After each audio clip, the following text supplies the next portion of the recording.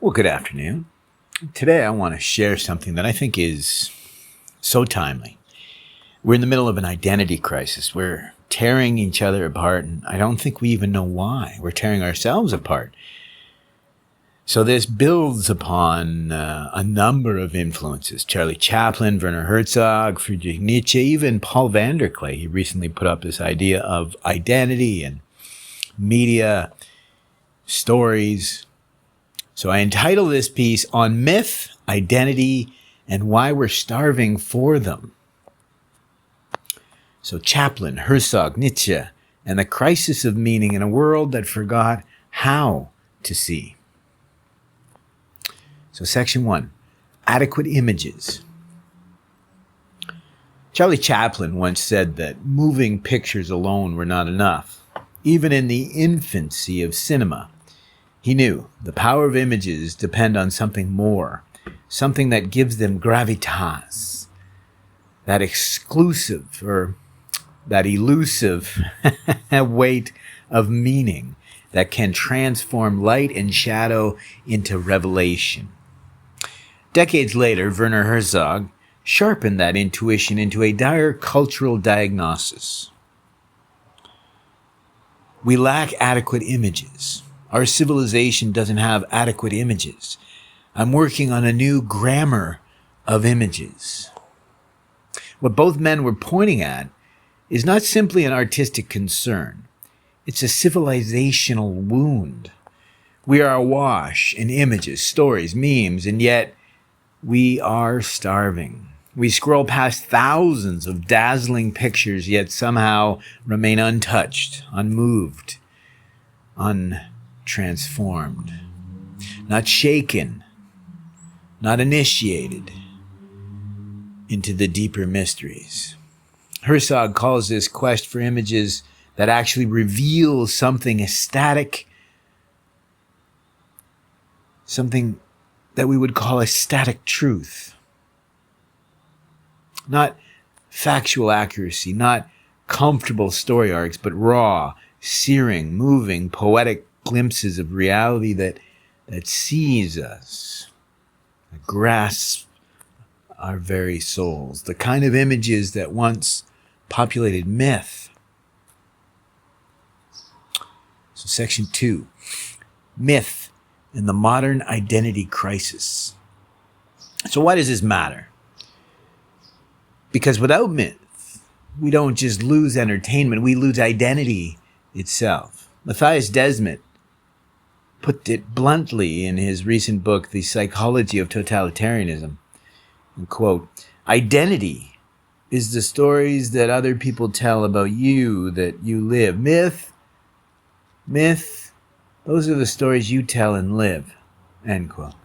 Today we're drowning in identities. Each comes with hashtags, flags, curated aesthetics. They're marketable, performable, infinitely customizable, but also thin, brittle. They fracture at the first deep failure or tragedy. Why? Because they're not mythic identities. They do not emerge from ritual, awe, sacrifice, or initiation into something larger than ourselves.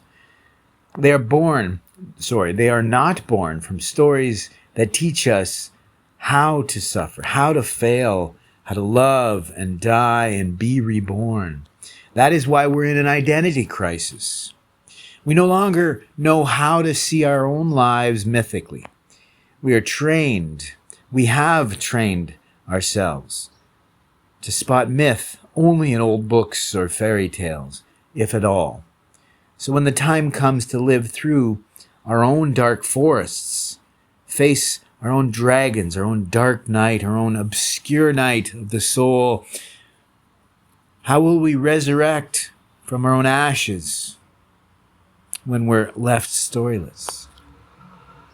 So section 3, how we forget to see myth. It's not just that myth itself is missing. It's that we've forgotten how to look for it.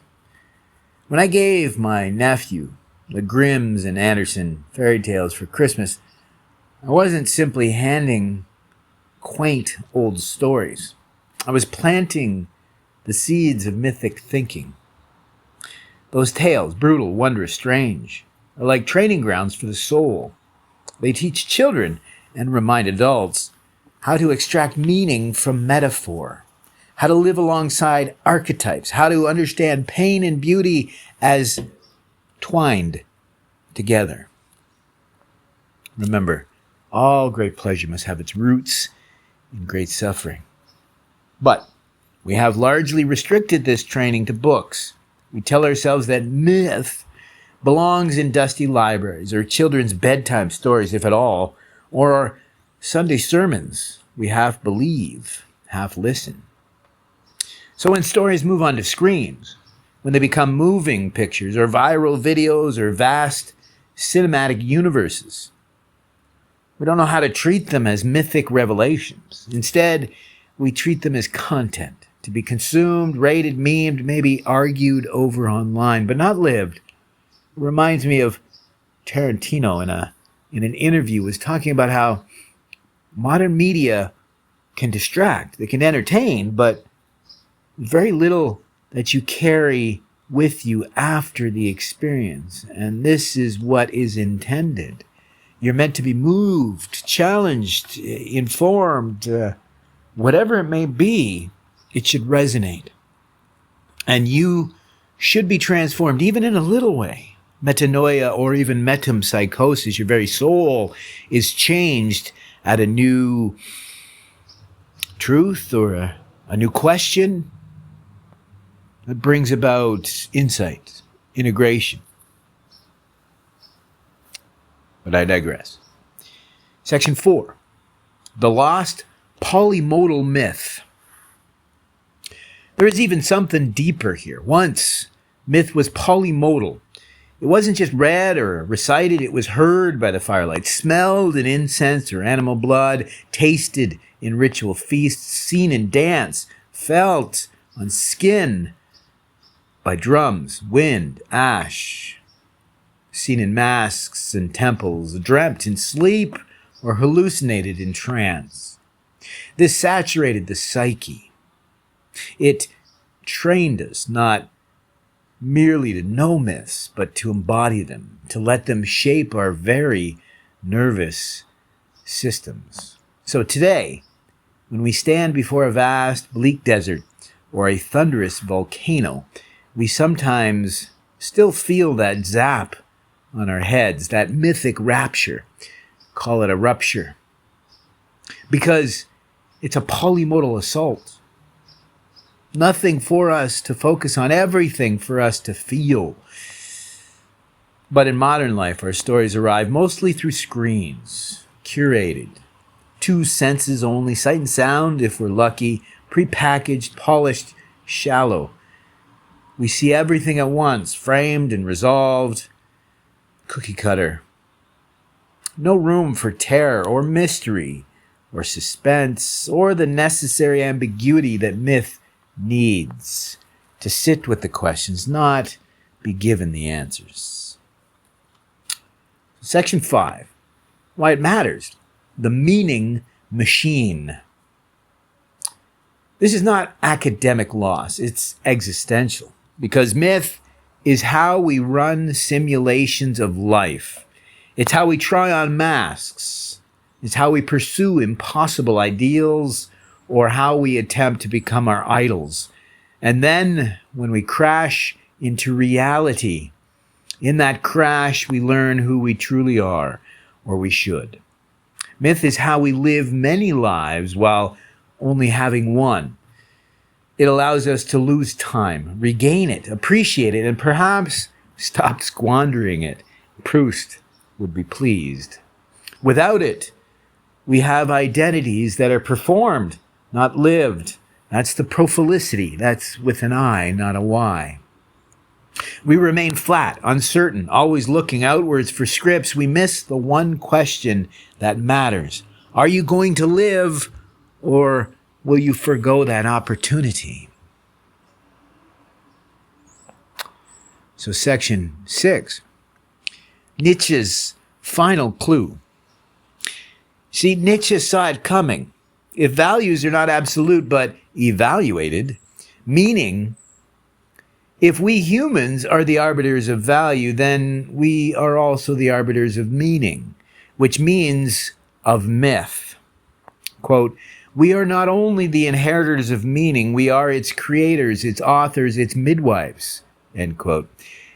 So if we lack adequate images, it's partly because we have not cultivated the adequate inner gravitas to make them mythic, to realize them as mythic, to recognize them as mythic. Phronesis in the Greek, it's to awaken to something you already knew, but you forgot. We don't slow down enough to see the ecstatic truth. We scroll on and on and on. Section 7. So, what do we do? Maybe the real work is not just to craft better stories, films, images. Is it to train ourselves again to see myth everywhere? See it in a lonely tree or on a hill, in a film that's more than entertainment, in a child's nightmare, in a fantasy.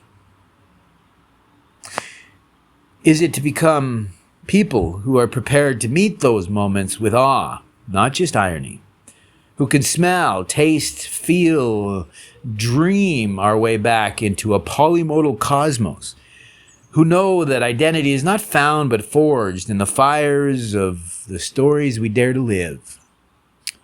So will we become these between worldsmen, embodying both, or will we remain stuck in the between and forgo our very humanity?